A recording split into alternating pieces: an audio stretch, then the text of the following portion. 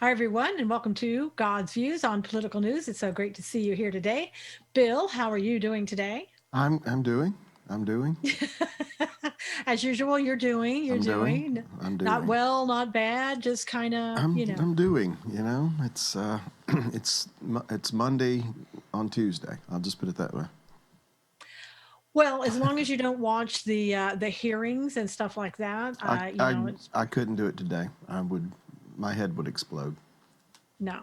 I know it's like watching a train wreck, and that's really what it all is. And I think that's why people tune in. But it's something that I can't watch either. I mean, it's too I much. go back after the fact and I just kind of see a recap of what happened and usually what Jim Jordan has to say Exactly. because he He walks me back off the ledge. I know. He's the star of everything so far. So they need him in every single hearing that they do. And I'm glad they decided to put him on because without him, it would just be a total fiasco. It's a fiasco, but it would be a total fiasco, a little Well, bit worse. So what are we going to talk about today? What else is going on? nothing's going on, Bill. Anything? That's it. That's going to Yeah. be our whole show. Okay. No, now we are going to talk about what's going on in Israel because I don't think people understand that there is so much going on in Israel and nobody's really talking about it. It seems that everything else is taking precedence over it, but there's a lot going on in Israel, and Israel is important for us to know what's going on there because of the fact that we are running, it seems, parallel with Israel most of the time. But we're going to talk about yesterday's announcement, starting off with that. And that was that Pompeo came on, Secretary Pompeo came on, Mike Pompeo, and said that from now on, at the West Bank, that the Trump administration announced that they are reversing the Obama era policy of saying that everything in the West Bank is illegal. So now the settlements there are legal. Everything sold there. We'll wait to see if that's going to be deemed to be illegal from Israel and not from having to say that it's made in Palestine or whatever they said before. So that's huge. Yeah, It's it a is. huge announcement. It is huge, and especially coming from an administration that's so anti-Semitic. That was tongue in cheek, everyone. Yes. Um, anyway, yeah, it is huge because it once again it just underscores the fact that at least under this administration, the United States is taking the proper side in all of these things and going against the flow of traffic, from the UN, from the EU, and all this as it relates to the so-called West Bank, which in Israel is called the Esha. It's a part of Judea, Samaria, or Shomron, and eventually the Gaza, according to the Bible, anyway. So I think it's an excellent thing for the Trump administration to do. I'm sure it's not going to be well received everywhere else, including from many people here in this country, like Obama, like Jimmy Carter, other people like that. Well, and I thought that was really great, as they said that this is something that we looked at. We had a lot of the legal analysts and the administration look at it, and we decided we agree with President Reagan. So we we just went back all those years. It looked like Reagan had it right, should have left it that way. And isn't I mean the West Bank, that's land that belonged to Israel in the first place, and they won it back in 1967, and people have been kind of sort of coexisting there, but not acknowledging that it has anything to do with Israel. I mean, how bad is that? Well, I'm sure most people that watch this are familiar with the history of it, but in 1948, or actually 1947, when the UN voted to partition, quote unquote, Palestine, or what was the British mandate over Palestine, the area that's now called the West Bank was part of Transjordan. It was part of the Hashemite Kingdom of Jordan. And so they had 20 years to designate that as Palestine, so-called, but actually it was considered to be part of Jordan. And so during the Six-Day War, of course, when Israel won that battle and took over that area, then they started clamoring for, this is a Palestinian territory, this should be a Palestinian country, and all these kinds of things, but never before. So, it biblically, it is part of Israel, has always been part of Israel.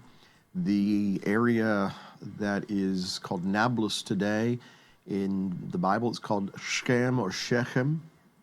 And in the New Testament, I think it's called Sychar. But it's the place where Joseph was buried. It's one of the first places that Abraham visited when he came into the land. It's one of the first places that the children of Israel went to when they came back into the land from Egypt. So it has a very, very long history of being given to Abraham and to his seed as it relates to or through Isaac. So it's just another example, as far as I'm concerned, how, in spite of the fact that he tweets things that make me want to stick forks in my eyes, that the Trump administration continually makes decisions like this that are, I think, biblically sound, they're morally sound, and it's just doing the right thing. Well, and what do you think is going to be the reaction? I know you just mentioned it a little bit, with Palestine, because I'm already seeing reports of them saying, well, if you thought this was going to help in the peace agreement, this is absolutely going to do nothing to help in that, and this has in fact made things worse. But is that just them saying that because they've never really wanted the peace agreement anyway? And that seems to be that's the way I look at it. We've talked about this in some form or fashion before, but in Islam, there is this concept called hudna, and they'll translate that as peace. We want peace, when in fact what they mean is hudna, which is in reality a ceasefire. They don't want peace. They don't want lasting peace. Now, I'm talking about the leaders. I'm talking about the people, with the power. I'm not talking about the rank and file person living in the Gaza or living in some of the communities in the so-called West Bank, but the people who have the power. They don't want peace. They're fundamentally opposed to the idea of coexisting with Israel. What they want is a ceasefire. You quit firing at us, and we'll quit firing at you, because we're going to go back here and try to figure out how we can get the upper hand. And that's what it's always been about. That is the tactic that has been ongoing, I think, anyway, from the very beginning. You consider how many conventional wars Israel has had with her neighbors, starting in 1948, 1956, 1967, 1973, the Lebanese War in the early 80s, the Intifadas. How many of those conventional wars has Israel lost? None. How has the adversaries of Israel made headway and weakened Israel? It's not been on the conventional battlefield from without. It's always been operating within, trying to wear them down, bring them before the court of public opinion, the UN, and all these kinds of things, and wear them down to a place of making all these concessions, which, I'm probably maybe getting ahead of things a little bit, or maybe going out too far, but this is one of the reasons that I've always, even though I'm American and it's not my country, one of the reasons I've always supported Netanyahu, because among all the leaders in the modern era anyway, he has taken the strongest stand against making all of these concessions. He seems to be the one anyway who has supported the idea of putting settlements in the so-called territories, because I believe anyway that he sees that this is part of our country. This is our heritage. So going back to the original question, though, I don't think the people on the quote-unquote Palestinian side have any real notions of having a lasting peace with Israel. And I would add this, Susan, that biblically speaking, Israel should not look at having any long-lasting peace with them either, because biblically speaking, it's just not going to work out. Well, I heard reporters yesterday in the White House saying, "Well, now that this is done and there's no chance for anything but a two-state solution, how do you think we should move forward?"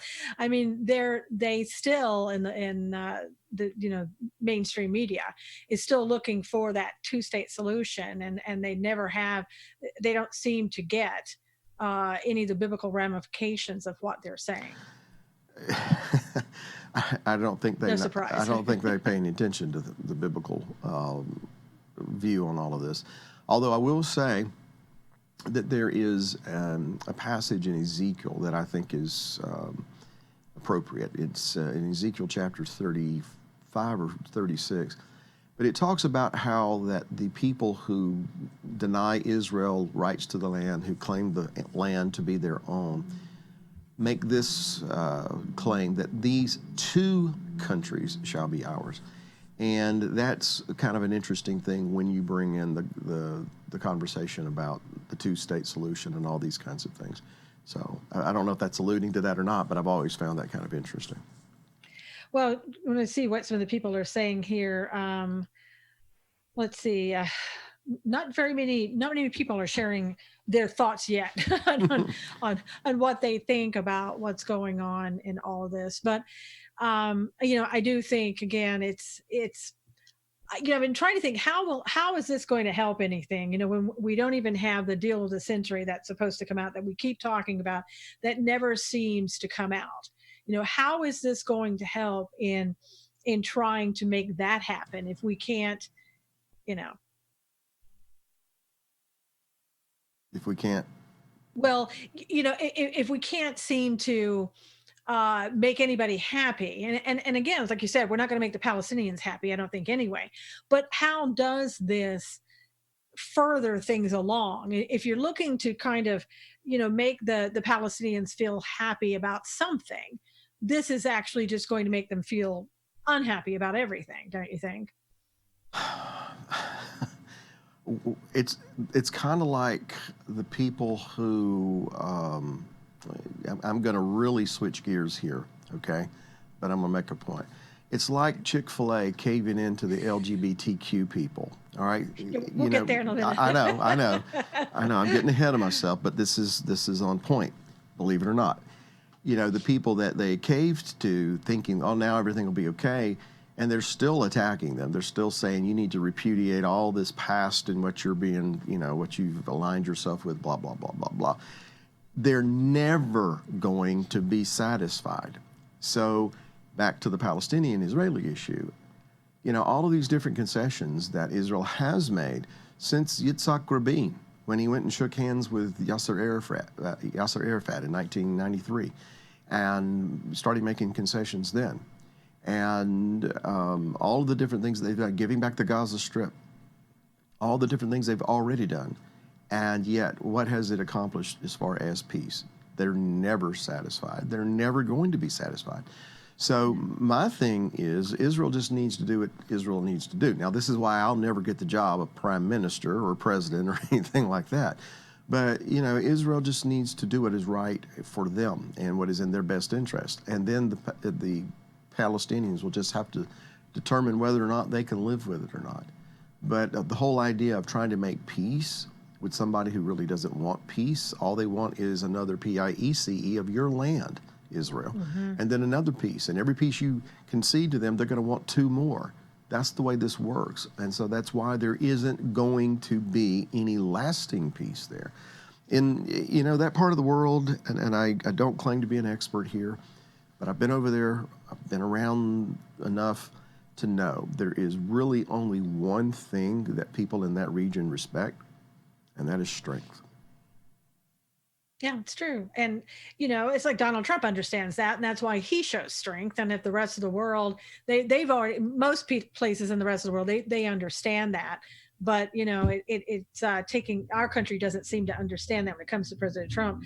Now, Linda said, cannot be a two-state solution. They will always be unhappy no matter what. Camille said, with Islam, no good deed goes unpunished. And then somebody else had asked, Julie said, do you believe this is all leading to the Antichrist and the third temple? And we are going to get there in just a few moments and talking more about that, because, I happen to think that it is kind of heading that way, and that is where we're going. Now, some other news that's happening. This, I think, may shock some people, but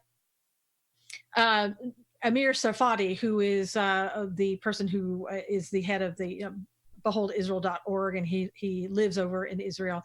He came out and talked about, don't be surprised if within the next couple of days that Benny Gantz is going to be declared the new prime minister of Israel.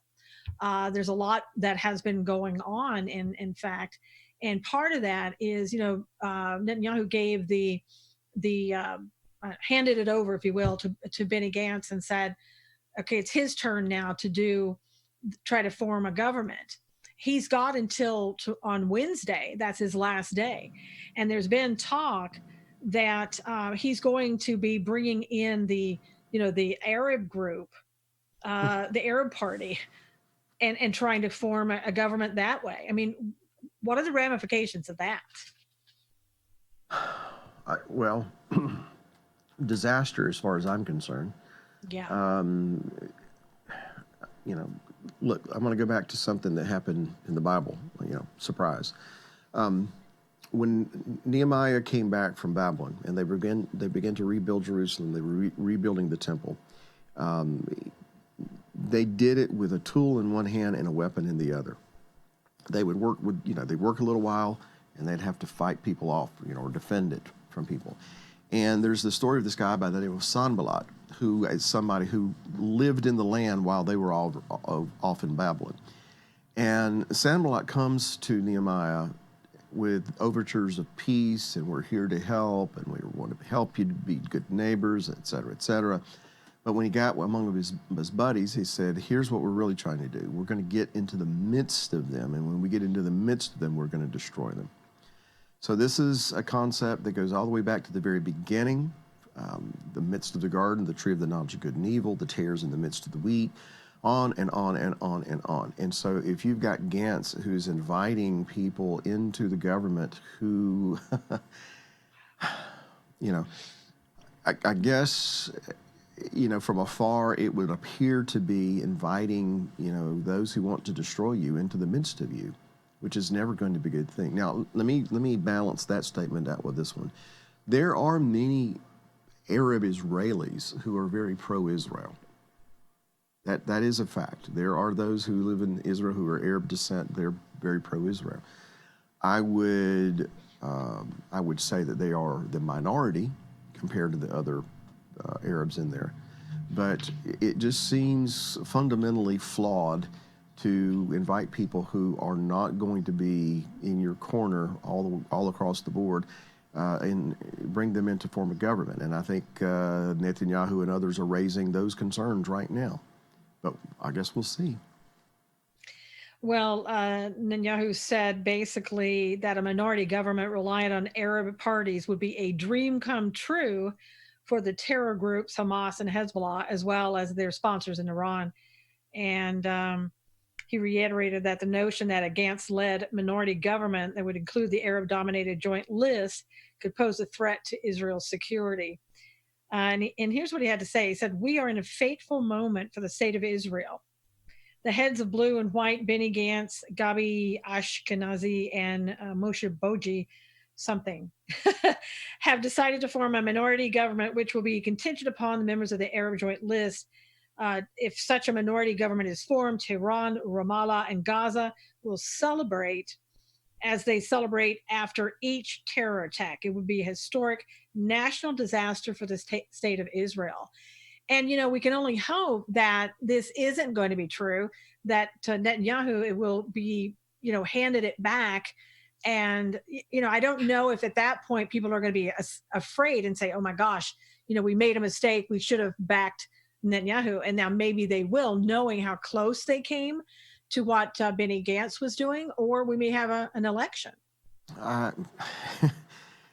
It's kind of like what's going on in this country. It is. You and I and others see things the way they are in terms of who's crazy and who's not, and what's dangerous and what's in our best interest. But there are so many in this country who see it the exact opposite. Bill Maher came out and said something the other day, and for the very first time, I found myself in agreement with this guy. I know, it's scary. Yeah, it's very scary. And basically his thing is, we're at the cusp of a civil war because one side sees things in a way, and they think the other side is trying to destroy the nation, and the other side sees it the exact same way, except in reverse. And I think that's true. I really think that's true. I just think they're wrong. and I think I've got common sense on my side. But but that's where we are here, and so many people see it so differently. But the same is true over in Israel. You would think that people would be shocked that Gantz wants to bring these Arab parties into and form a government. But you know what?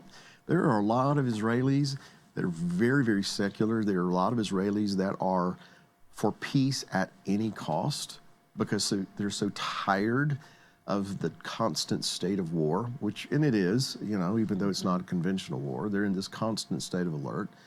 I think they're worn down by it. I saw somebody put a comment about that they thought Christians were getting numb about Israel, the same as the things that are going on in this country.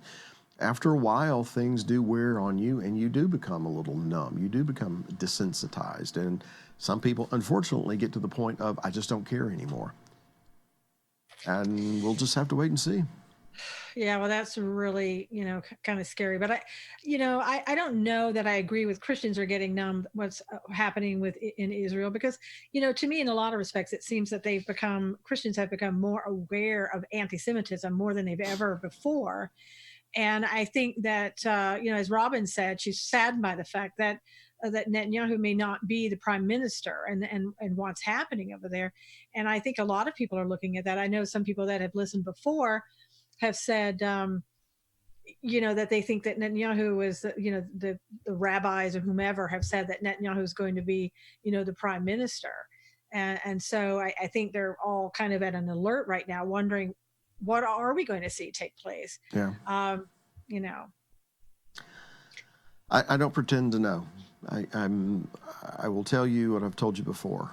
There is this sense I have that Netanyahu is going to be involved somehow or another, almost right up until the end. And I'm not saying God told me that. I'm just saying that I just have this sense about it. I have had that sense for well over 20 years, ever since Yitzhak Rabin was assassinated, Wow. And that's documented, by the way. As far as my belief, as far as Netanyahu goes. And I know that other people who have actually met Netanyahu who have voiced certain beliefs, I guess you'd put it that way, that Netanyahu is someone that is going to be involved with this. How? I don't know. But again, I want to be very clear about this. God didn't tell me that. I'm not saying that God said, Bill, this is the way it's going to be. It's just a sense I have. And it may be proven wrong. It may be that this is it. I don't know. I'm just going on my gut here. Right. No, and Darlene is asking, how could anyone even propose such a thing and still be considered for the nation of Israel? Well, look, you and I, most of us here, we view Israel through a biblical lens. Mm-hmm. There are a lot of Israelis who do not. They take pride in being Israeli. They take pride in being Jewish. But many of them do not look at Israel and Israel's future through a biblical lens. It's most of the early Israeli leaders many of them were, I hate to say this, but some of them were communist, and I don't mean Stalin-esque or Lenin. I mean living in a communal type environment where everybody's got to work the same, everybody gets the same, those kinds of things. You might even call it, socialist in some regard. So a lot of the early Israeli leaders and prime ministers even were that way. A lot of them were agnostic, perhaps at best. Some of them perhaps even atheist, And the Holocaust had a lot to do with that, I believe. But the point is that a lot of Israelis do not see Israel through the biblical lens that you and I and many of us do. Exactly. Well, other things are happening that I guess Israel has a new defense minister, and I guess this defense minister is different than the ones in the past. And he said, since about 400 rockets, have been fired into Israel from Gaza over the last week or so. This Bennett is his last name. He began his, first full day and leading as the new defense minister, and he's attending morning prayers. It's like, now this is what he's going to be doing each day. He's going to have devotions that are, I guess, if you with Lieberman, who refused to join anything that had to do with religion over there. Yeah. Bennett is doing it a whole different way, and he's going to be sort of praying for Israel each and every day. That's a switch from, I think, when. Well, there, just like I told you, there are people over there who do not see Israel through a biblical lens. There are those who do. There are those who are very adamant that this is the land that God swore to Abraham and to his seed, and we're the inheritors of that. So God bless him. And it'd be a good thing for the defense minister of Israel to start his day with prayer. Absolutely. Same thing. I think we should see more of, today with Christianity. Robin said, I'm still praying that, I will be the prime minister. And I think a number of people probably are as well. Now, other people are here today listening from West Virginia. Welcome, everybody. In Montana, Carolyn from Montana. Thank you for being here. Now, also. Well, Susan is it telling us? Hey, Susan, you froze up for just a moment. Can you repeat what you just said after you was greeting everybody who was coming in? Oh, sorry. Yeah, sure. Hopefully I'm back now. You are. Okay. The UN, there's a lot of UN involvement, I guess, and that we're not hearing about that's taking place. The UN involvement in the Temple Mount. The United Nations gave a preliminary approval for a resolution that calls the Temple Mount by its Muslim name. Yeah. And about 154 were for that and 8 against it.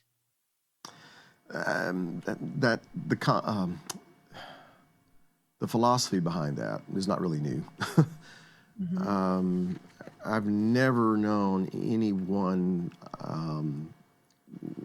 UN, Western Power, EU, I've never heard of any official recognition of the Temple Mount as being the Temple Mount. It's always been referred to by the Muslim name, and the noble sanctuary, I think is how it translates, or something like that. But always this deference to how Islam views it. And so why now? Why bring this up now? Why is the UN suddenly talking about this now and wanting to make this clear, taking a vote on it?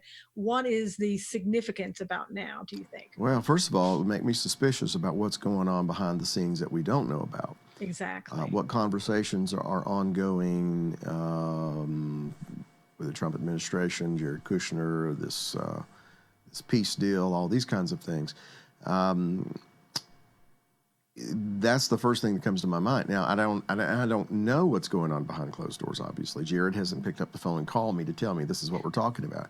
He did me. He did. Okay. All right. Well, I'm out of the loop in that. But it would make me suspicious that they've caught wind of something that's ongoing. These are some of the things that are in discussion. So we need to make a preemptive strike here, and come out here and say that we do not regard that as anything other than, what the Muslim world refers to it as. Which, by the way, just to kind of bring everybody up to speed, in Islam, what we call the Temple Mount in Jerusalem is considered to be the third most sacred site in Islam. Why? Supposedly, and I underscore that word, underline it, highlight it, circle it, supposedly Muhammad took his night journey on his white stallion Barak, yeah, you heard me correctly. Yes. From the Temple Mount. Of course, that's all conjecture, and really, Muhammad never even went there. So that's what they base it on, though. And so why would this be coming up? That's the first thing that comes to my mind, is that there's something they've caught wind of that's ongoing in these peace negotiations that involves the Temple Mount. So if that's true, let's go with that hypothesis for just a moment. This connects to something we read in Revelation chapter 11, where there is an angel that tells John that he's got this reed and he's measuring the temple courts, and he's measuring, the temple compound.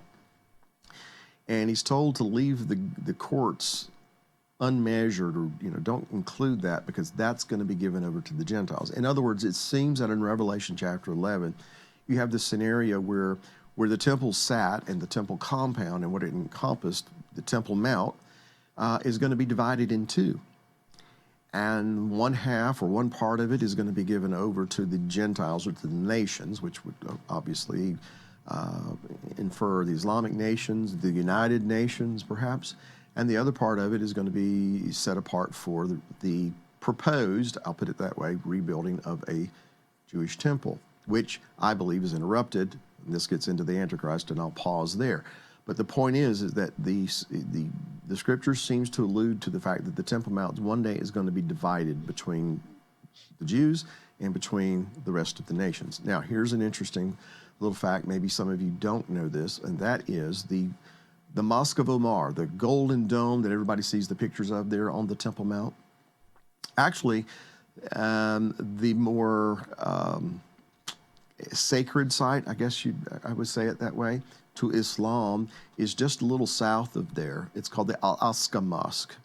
And if you see pictures of Jerusalem from the Mount of Olives overlooking the Temple Mount, you'll see the big golden dome, and that's kind of prominent. But just to the left of it, you'll see this other building that's got this black dome on it. Okay, that's the Al-Aqsa Mosque. That's really what's considered to be so sacred in the Islamic world. The Mosque of Omar is supposedly built on the site of what was the Jewish temple. Now, here's where I'm going with this. There is another very, very, very small dome. You would probably never even notice it unless somebody pointed it out to you, that sits to the north of the Golden Dome of the Rock. And that has been put forth as actually being the site of where the temple stood. In fact, many, many, many years ago when I was there, we went to this particular place. The Arabic name for this little bitty dome translates as the Dome of the Tablets and the Spirits. And of course, in the Ark of the Covenant was kept the tablets of the law. The presence of God rested over the Ark of the Covenant. It lines up perfectly with the Eastern Gate, which is very important in terms of the Jewish temple. So here's where I'm going with this. There's a lot of people who believe the Jewish temple sat north of the Golden Dome of the Rock.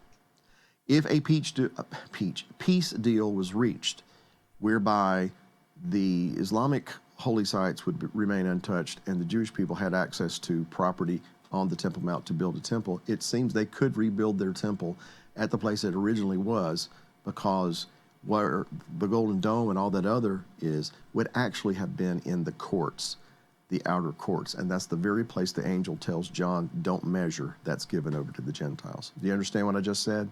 Yeah. All right. Wow. So the stage is set for something like that to come about.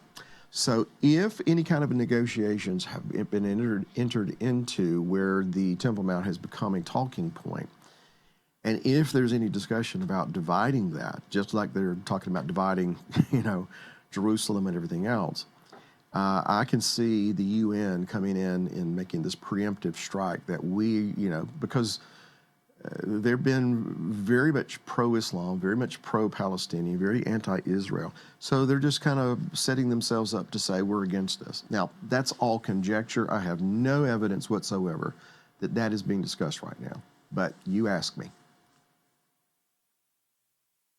And so apparently she didn't like my answer, so she went away. All right, so Susan got disconnected. So anyway, well, I apologize for that, everybody. So anyway, I hope you followed me on that. Susan will be back here in just a moment, I would assume. There she is. I hear the doorbell. Hello. I was just telling everybody that you'll be back shortly, that you... And I had to go answer the door. Well, I heard the doorbell about the time I said that. So anyway, I was just going to tell everybody that, what I was just sharing was just conjecture. I don't have any hard information that these kinds of things are being discussed right now in some ongoing peace process or negotiation. But I wouldn't be surprised either. Well, I have here Ken Zephyr. I don't know how do you. Like we said that a month in D.C. down from the White House, about 7 Jewish young 20-year-olds were standing by me with his shofar. I said, guys, do you know about the third temple is ready to be built? One said, when we walk into the third temple and we hear God tell us who the Messiah is, we will accept him right then. That's pretty interesting about that. Well, would you like to hear another part of the story Sure. from what the Bible has to say? Yes. Based on what I've studied, here's what I think. This is what I think. Now, and God is not bound to do it the way I think. He gets to do whatever he wants to do. But there's Bible that talks about how what we call the Antichrist, or the son of perdition, is going to go into the house of God. He's going to exalt himself above anything that's regarded as God, because the adversary always wants to get in the middle of what God is doing, right? Mm-hmm. The two witnesses in Revelation chapter 11 are struck down. They're killed. Their bodies lay in the plaza there for 3.5 days before they're being resurrected. I have long believed that what will happen is that they will begin the process of rebuilding the temple, but before that temple can be dedicated, the one we call as Antichrist will come in and he will stop that from happening. And he will go in and he will defile it. And so my point with these Jewish young men aren't going to get to walk into the third temple just yet and hear God tell them who the Messiah is. Not in that way. It's going to happen, but not quite that way, because I think that the Antichrist is going to put a stop to that temple being dedicated. And see, I've often heard that the Antichrist is going to be sitting in that temple and is going to be proclaiming himself to be God, and that people will. That's when the Jews will realize that they've made a covenant, or if you will, an agreement with the Antichrist, and that's. So I mean, it's a little bit different view, I guess, but. Well, and here's why: there's nothing that says that the Jews make a covenant with the Antichrist. There's nothing in the Bible that actually says that. Now, there's some things that say that in Daniel chapter 9, verse 27, they will renew or affirm a covenant with many, and the implication there is many nations, but it doesn't say that it's going to be with the Antichrist. So, it may turn out to be that way, as you said, but I think that there is another scenario that is viable, scripturally speaking, and that is that the Temple Mount will be divided into eventually, that the Jewish people will start to rebuild a temple. They've been sitting on ready. They've got all of the furnishings. The only thing they don't have is the Ark of the Covenant, so they're ready to go in that. They're chomping at the bits to do it. And so any kind of peace process that would give them access to the Temple Mount, so that they could rebuild a temple, I think many of them would go for it, quite frankly. I'm just saying that instead of it being they build a temple and the Antichrist comes in and says he's God and they, worship him as God, instead of that scenario, what I'm saying is that as that temple goes to be dedicated in the midst of that 7-year period, that the so-called Antichrist, who I believe will be a radical Muslim, is going to come in and stop that from happening. He's going to defile it. He's not going to be setting himself up as the God of the Jews there. Well, one of the things that I think that a lot of people probably in Israel are looking for, end times prophetic type things that are happening. I don't know if they look at it as end times like we do, but right.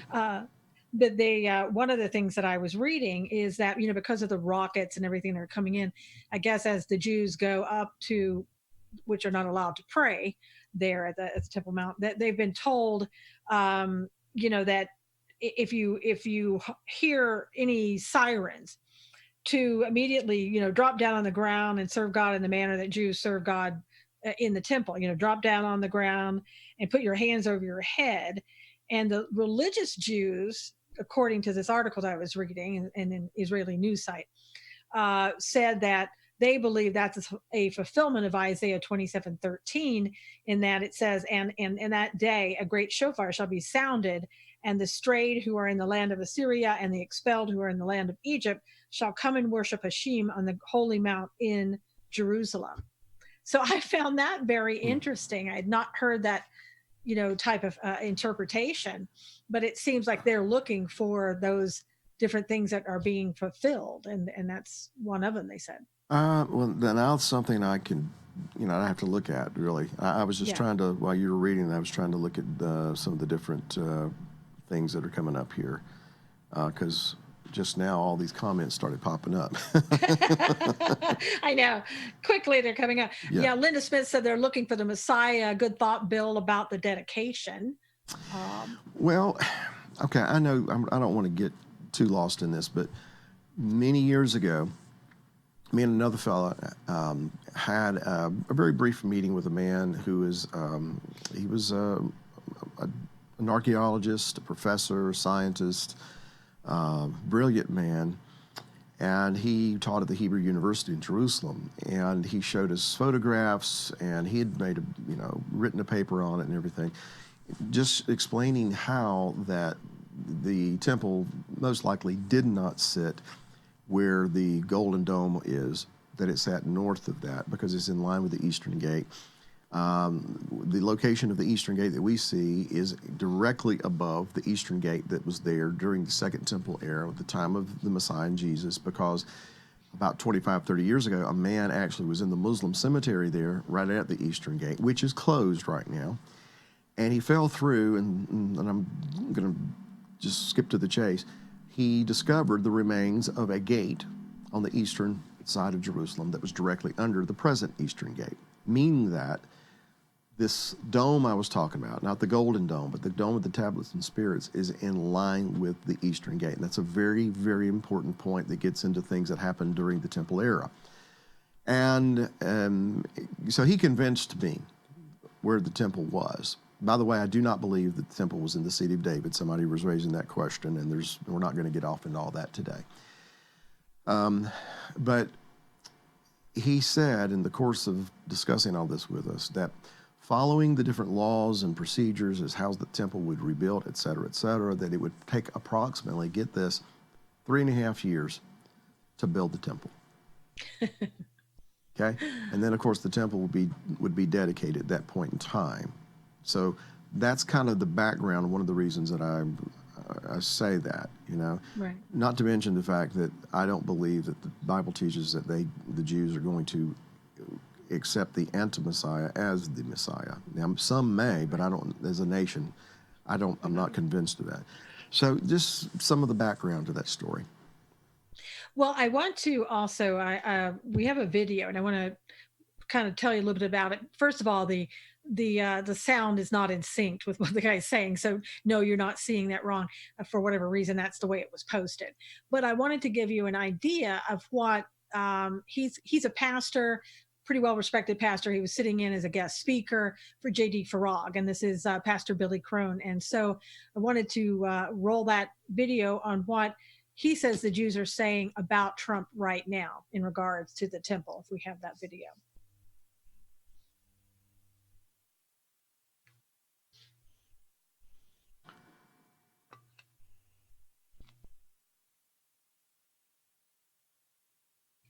We saw the last message, okay? And not just being pro-Israel, as we saw on Thursday's message. But they really believe, ultimately, that our president, President Donald Trump, has been handpicked to help them build this temple. And again, we're seeing a complete reversal on steroids from the Obama years, who, again, was the most anti-God, anti-Christian, anti-Israel president in the history of the United States. And all of a sudden, here comes Donald Trump. And he is now the biggest supporter of Israel in a multitude of ways. And they're saying that, listen, this is not by chance. This is from God. And it comes from prophetic implications, right? This is what they're saying. Watch this. Rabbi Joseph Berger says Trump will build what? This is their words.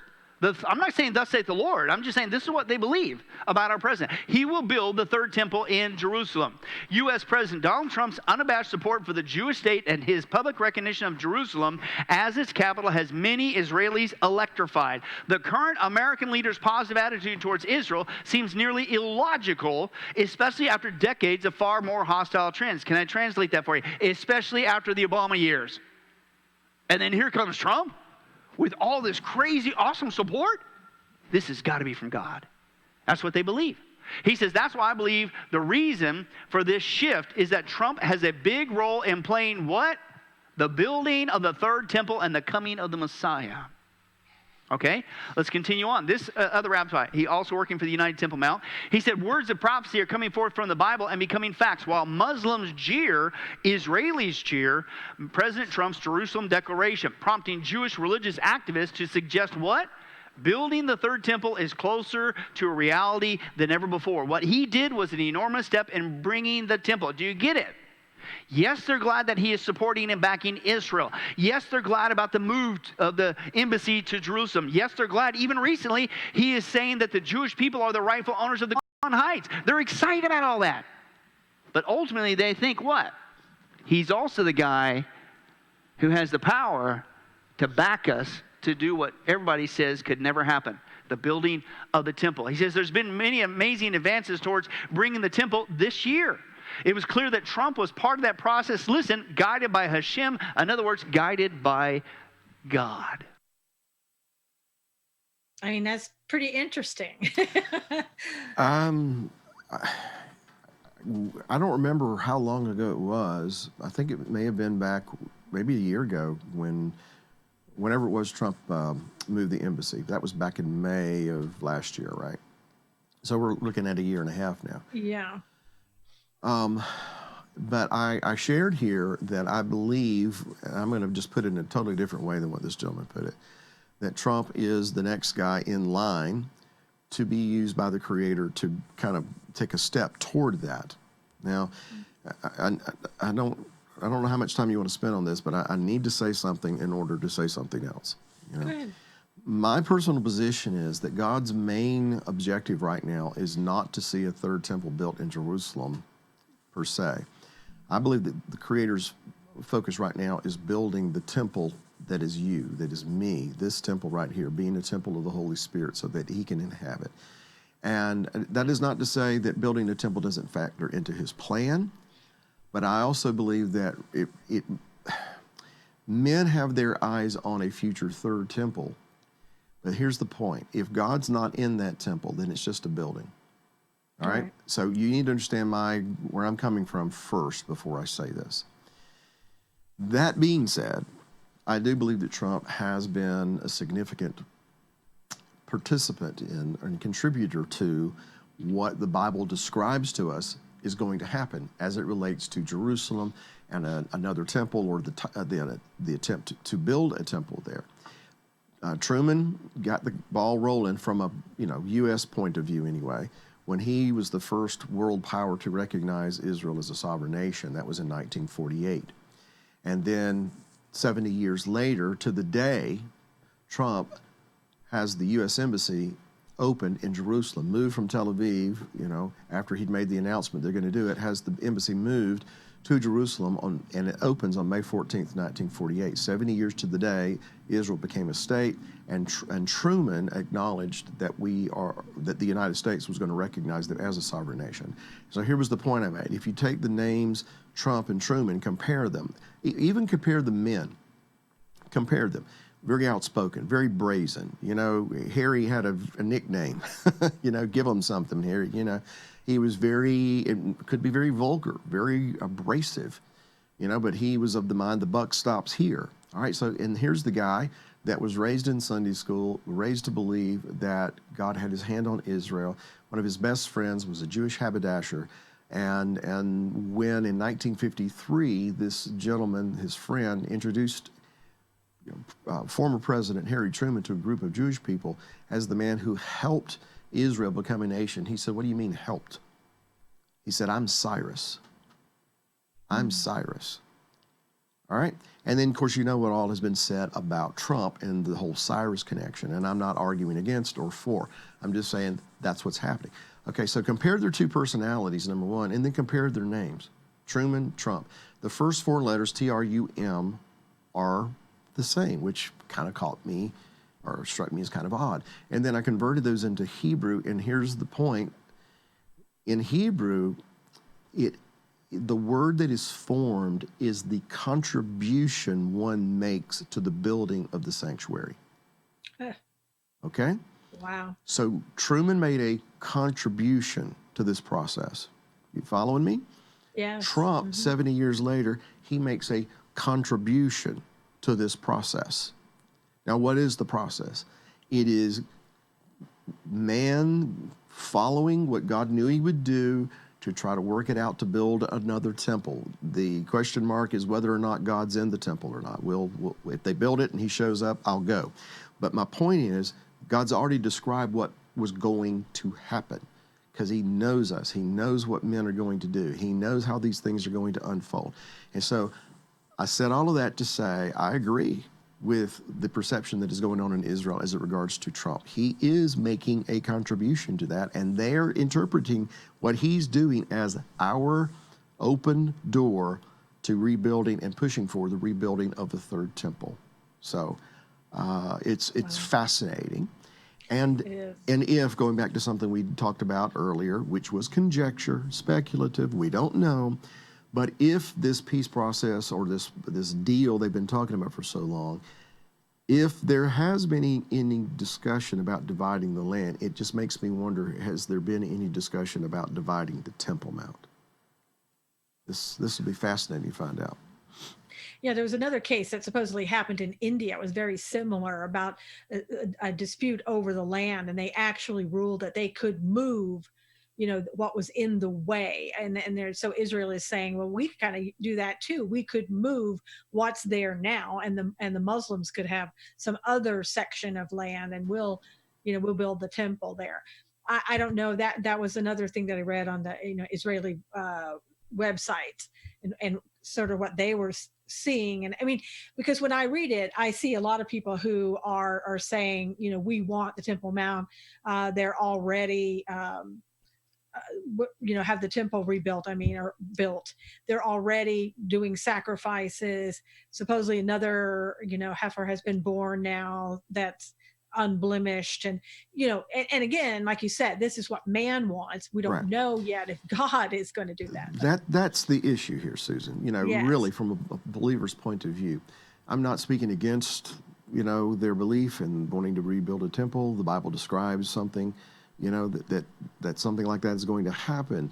The difference here is God's presence going to be in it? Yeah. Okay. That's true.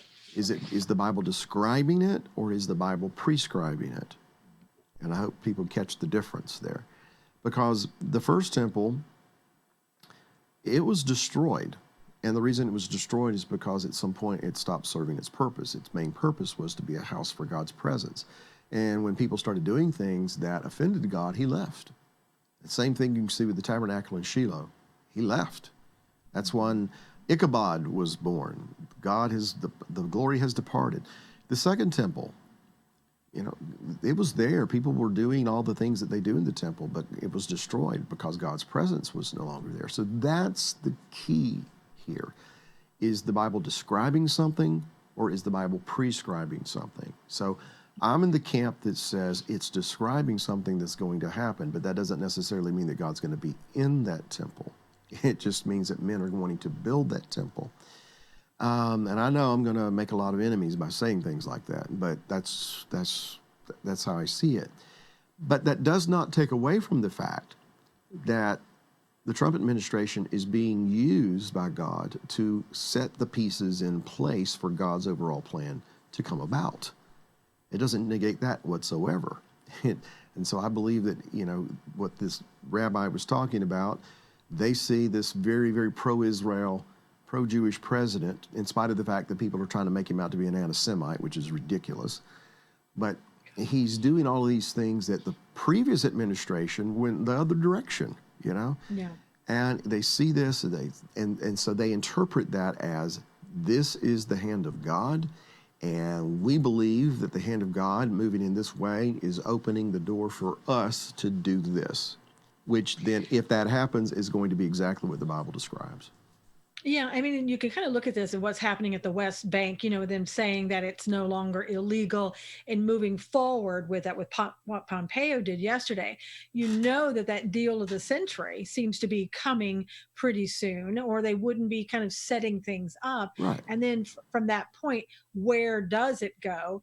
And if this president, if God wants this president to help the Jews build the temple, if that's God's plan, and I know, like we were saying, there's two different ways of looking at it, then that would mean, in some ways, you would think that Trump would have to be important for him to be reelected, because I don't think he can do this in a year's time, but maybe he can. Who knows? Well, back to the reversal of the Obama administration saying these communities and these settlements are illegal. If there is ongoing peace negotiations, then the reversal of that and acknowledging that Israel has the right to put these settlements in the territories then kind of puts more pressure on the other side, okay? Because here's what's going to happen. They're going to keep building more and more communities. You're going to get squeezed out. So it's in your best interest to get to the table and let's have the discussion. That's how I see the Trump way of thinking factoring into this. And it'll be very interesting. Now, we are running out of time, but I did want to just briefly, get to the issue of Chick-fil-A. I know it's a long way from Israel, but we heard the other day that Chick-fil-A is going to stop doing giving money to charitable organizations that don't embrace LGBTQ. That they consider to be hostile toward LGBTQ issues. And, yes. The Salvation Army, and what was the other one? Salvation Army and the Fellowship of Christian Athletes. Oh, come on, give me a break. Yeah, I know. And it's, here's some of the tweets. I think Brandon's can bring some of the tweets up. People are looking at it. Mike Huckabee said, I just feel that you surrendered to the anti-Christian hate groups. And, one has to believe that I know that the Chick-fil-A is making it sound like, oh, but we're not. We're just taking a new path. We're going to donate things centered around education and homelessness and hunger. Well, I hate to tell Chick-fil-A this, but that all has to do with people who are LGBTQ and people who are not LGBTQ. So why the difference here? Why are you trying to make it look like something else? To me, it's a sellout. Why did you even announce it? Yeah, it's because why they announced it? Because they're getting so much heat from that over the past year or so, and I think this the CEO Dan Cathy, who's the son, he wants to stop all of the discussion, and I think he's just made it worse by bringing it up. Yeah, he's taken a fuel can and emptied it onto a small fire, and he's made it an inferno now. Because he's not won over those people, the LGBTQ crowd. No. They see it as a weakness now that they intend to exploit. But what he has done is he has alienated hundreds of thousands of people who stood by them, supported them, bought chicken sandwiches just because it was their way of striking back at all these things that are going on in our country that are not right, that are immoral. And we believe that we had a champion that we could stand behind, and now they've caved. So I'll tell you how I feel, betrayed. Yeah. That's how I feel. And I think there's a lot of people, and I know Mike Huckabee's on the warpath about this because he's the one that organized the Support Chick-fil-A Day a couple of years ago. So, I don't blame him because, people said, we're going to stand with you. We're going to support you. And if they wanted to, we want to give some money to some other charities and things, do what you want to with your money. Do what you want. Okay, yeah. but to come out, well, we're not going to support we're not going to support FCA Salvation Army and the Salvation Army because they're deemed to be anti-LGBTQ. Really? And I have never heard of the Salvation Army turning somebody away from their services because they were gay. Okay, and I haven't either. I haven't either. And they open up all these thrift stores where people who are down and out, homeless, people who don't have much, can go in and clothe their children and things like that. They do very good work. Right. The FCA, the Fellowship of Christian Athletes, teenagers, really. So it just goes to show you. Some people trust in horses and chariots, but my trust will be in the Lord. You can't trust anybody. You can't depend on anybody not to cave, and that's not singling Chick-fil-A out. It's just another reminder to us that there is only one who is consistent and constant, and that we can put our trust and confidence in and know that he'll never fail us. And that is the one and only God. And so these other people that, we get behind sometimes, they're going to disappoint us. This one, like I said, is more of a betrayal that has that Yeah. feel to it more so than just a disappointment. There's lots of different companies I would expect something like this from. But to have been so staunchly against the whole idea of same-sex marriage, etc. And of course, that was the father who is now Right, deceased. right, So right. So change of management, So change here of we go. ideas. So here we go, and it'll be just interesting to see how the people who have supported Chick-fil-A all this time, let's just see if they keep going, or if they stop going and all these LGBTQ people fill up the Chick-fil-A's and park around the corner, Yeah. to support them. Let's see if that happens. Let's see that out now. So somebody from the LGBTQ said, we don't do anyone any justice by bearing anyone any grudges. If they want to be trusted by our community, they have to show that our rights are not up for debate. So that was kind of their statement on that. They're pleased with them making that decision. I think most LGBTQ people are vegan. Uh-oh. I don't think many LGBTQ people really care, to be I honest don't think with you. so either. They're the activists that really care. Now, somebody on Periscope said Mr. Cathy is rolling in his grave. The one thing the Sun did promise him was that he would stay closed on Sunday. So expect that to be open this coming Sunday at Chick-fil-A. I'm just kidding about that. But But he's open on Saturday. Yeah. Just thought I'd get that in there. So I'm disappointed in Chick-fil-A, and I'm disappointed in the fact that it looks like they took a knee, if you will, and they caved on their biblical principles. And so, I for one won't be frequenting there myself, but I can't speak for everybody else. But well, more and more it's becoming obvious if I'm going to take issue with restaurants and department stores over their stance where LGBTQ issues are concerned. My options are becoming less and less every day. And we live in a world that we're not agrarian. Most people don't grow their own food. So this is going to put some people in a little bit of a, as they say in the UK, a sticky wicket. Yeah, exactly. Well, most cell phone providers are also very pro, like Verizon and AT&T. They're very pro LGBTQ. The whole world's becoming very pro LGBTQ Right. is the point. It's just that we thought we had somebody that would be the one, swimming upstream, going against the tide. And that's why I think so many people got behind them. And now even they've caved. So just, again, another reminder, can't trust in men. You can only trust in God. Absolutely. And I think we see that every day. Just watch the hearings. I'm just kidding. You have to laugh sometimes, or it was just the world is too insane. I laugh, I do, but I'm also very concerned, that a lot of people who aren't watching it are people who probably do need to watch it to see just how ridiculous this is. I know. But they're going to believe whatever they're told. That's what scares me about it.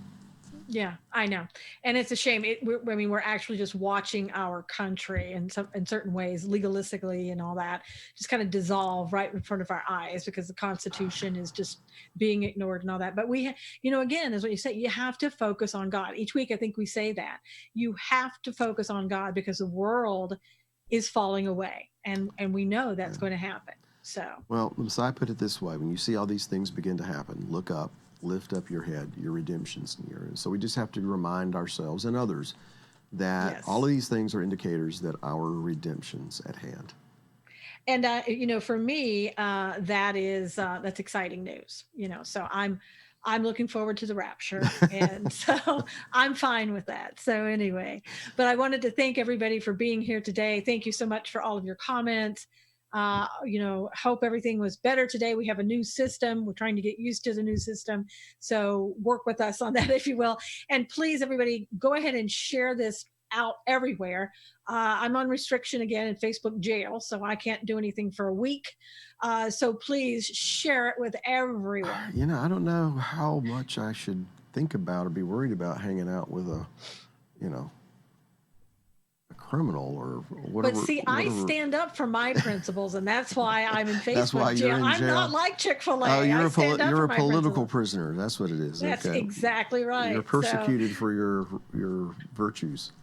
Exactly. So I'm just telling you, please share the show, and we do appreciate your support and coming here and everything that you do for this show. Thank you so much.